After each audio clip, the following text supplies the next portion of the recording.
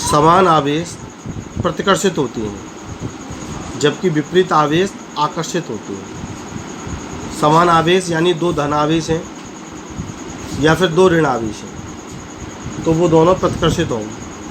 Plus plus को दूर भगाता है, उसी प्रकार माइनस माइनस को भी दूर भगाता है। जबकि विपरीत आवेश यानी कि एक पॉजिटिव चार्ज दूसरे नेगेटिव चार्ज को आकर्षित करेगा।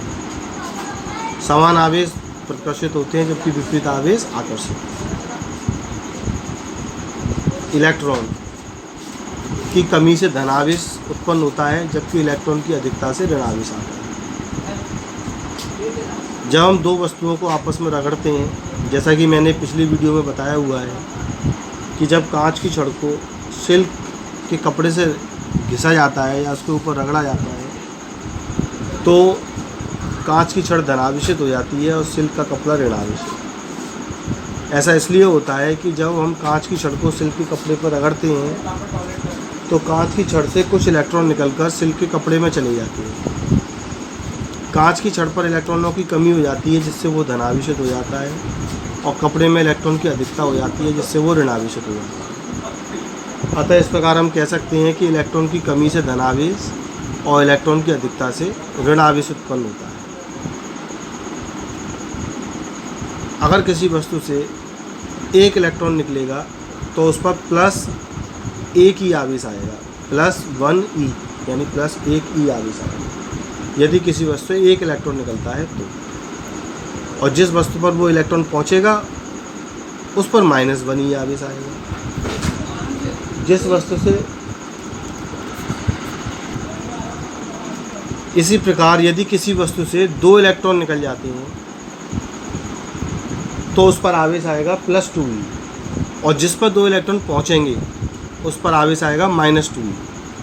जो वस्तु इलेक्ट्रॉन दे रही है, जिस वस्तु से इलेक्ट्रॉन निकल रही है, तो उस पर इलेक्ट्रॉन की कमी हो जाएगी, और जिस वस्तु के पास इलेक्ट्रॉन पहुंचेंगे उस पर इलेक्ट्रॉन की अधिकता होगी।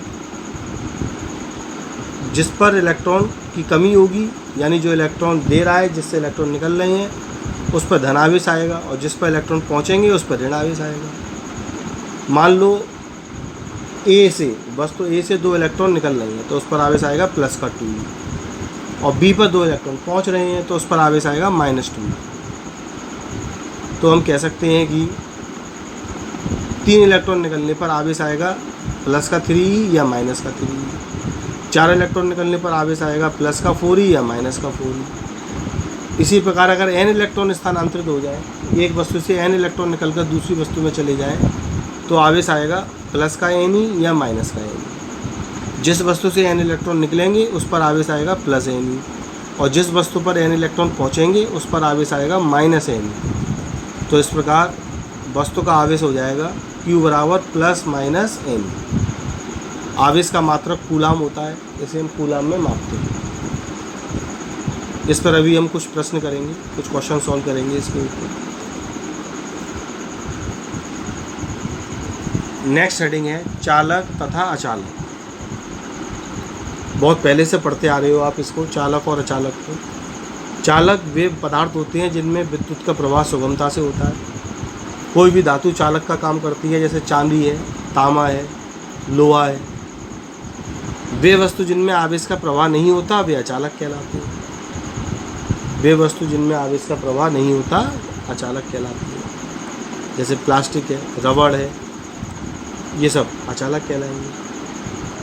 इनके अलावा एक अर्धचालक और होता है, जिसकी चालकता चालक और अचालक के बीच की होती है। ना तो वो पूर्णतः चालक होता है, ना ही पूर्णतः अचालक। उसको अर्धचालक कहा जाता है। उसके बारे में हम आगे अध्ययन करेंगे। इस चैप्टर में हमें अर्धचालक के बारे में नहीं पढ़ना।